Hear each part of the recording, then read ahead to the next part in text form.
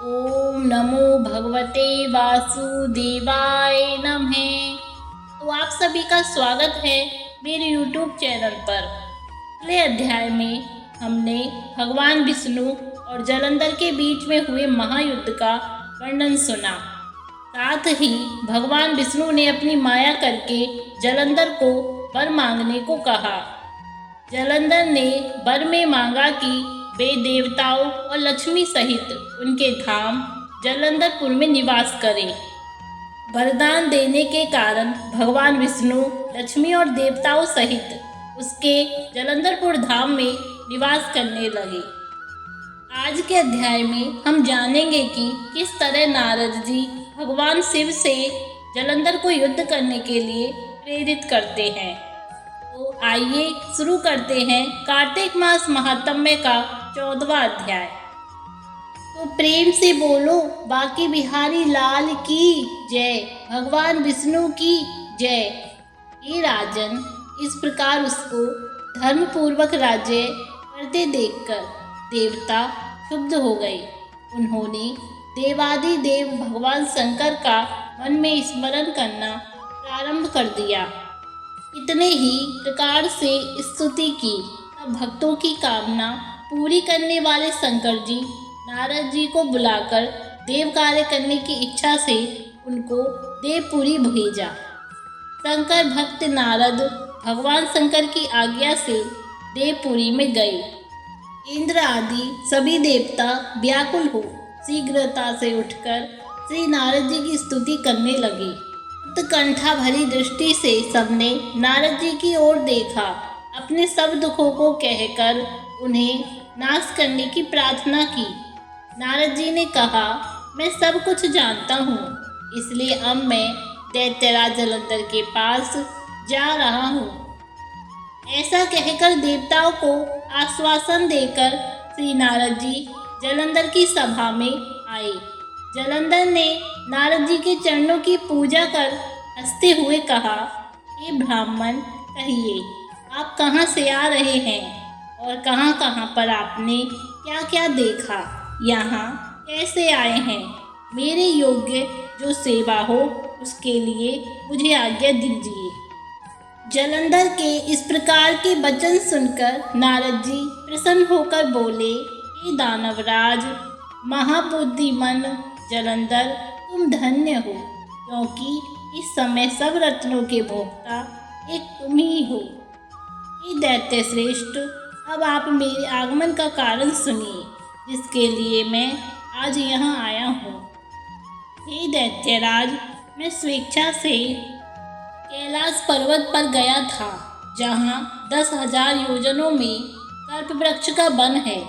वहाँ पर मैंने सैकड़ों कामधेनुओं को घूमते हुए देखा तथा यह भी देखा कि वह वन चिंतामणि से प्रकाशित परम दिव्य अद्भुत और सब स्वर्णमय है। मैंने वहाँ पार्वती के साथ स्थित शंकर जी को भी देखा, जो सर्वांग सुंदर गौरवर्ण त्रिनेत्र और मस्तक पर चंद्रमा धारण किए हुए हैं। यह देखकर मुझे बड़ा आश्चर्य हुआ कि इनके समान समृद्धिशाली त्रिलोक में कोई है या नहीं। हे दैत्येंद्र, उस समय मुझे तुम्हारी भी समृद्धि का स्मरण हो गया और देखने की इच्छा से तुम्हारे पास आया हूँ। यह सुन जलंधर को बड़ा हर्ष हुआ। उसने नारद जी को अपनी सब समृद्धि दिखा दी। उसे देखकर देवताओं का कार्य करने में इच्छुक से प्रेरित नारद ने जलंधर की बड़ी प्रशंसा की और कहा, निश्चय ही तुम त्रिलोकपति होने के योग्य थे। तुम्हारे लिए ऐसा होना कोई विचित्र बात नहीं है। मैं देखता हूँ और तुम्हारे पास सब कुछ है, किसी बात की कमी नहीं है। ऐरावत, उच्च श्रवा घोड़ा, कल्पवृक्ष और कुबेर की निधि तुम्हारे पास है। मणियों और रत्नों के ढेर भी तुम्हारे पास लगे हुए हैं। ब्रह्मा जी का अंशयुक्त विमान भी तुम्हारे पास है और धुतलोक, पाताल और पृथ्वी पर जितने भी रत्न आदि हैं वह सब तुम्हारे ही तो हैं।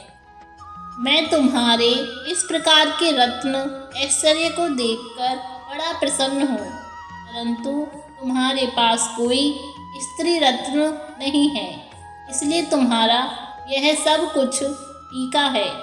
तुम कोई स्त्री रत्न ग्रहण करो। नारद जी के इस प्रकार के वचन सुनकर दैत्य काम से व्याकुल हो गया। उसने नारद जी को प्रणाम करके पूछा कि ऐसी स्त्री कहाँ मिलेगी जो सब रत्नों में श्रेष्ठ हो। यदि ऐसा रत्न कहीं मिले तो मैं उसे अवश्य लाऊंगा। देवर्षि नारद बोले, ऐसा रत्न तो कैलाश पर्वत पर योगी शंकर के पास ही है। उनकी सर्वांग सुंदर पत्नी देवी पार्वती बहुत ही मनोहर है। उसके समान सुंदरी मैंने आज तक नहीं देखी। शंकर से बढ़कर समृद्धिवान दूसरा कोई नहीं है। उसके इस रत्न की महिमा तीनों लोकों में कहीं पर भी नहीं है। तभी तो परम विरक्त आत्माराम शंकर भी उसके वश में हो गए। देवर्षि नारद उस दैत्य से ऐसा कहकर अन्य कार्य करने की इच्छा से आकाश मार्ग से चले गए। तो इस तरह कार्तिक मास महात्म्य का 14वां अध्याय भी समाप्त हुआ। श्रीमन नारायण नारायण हरि हरि, श्रीमन नारायण नारायण हरि हरि। अगर आपको ये कहानी पसंद आए तो कमेंट्स में जय श्री कृष्णा या राधे राधे लिखना ना भूलें। आप सभी का हार्दिक धन्यवाद।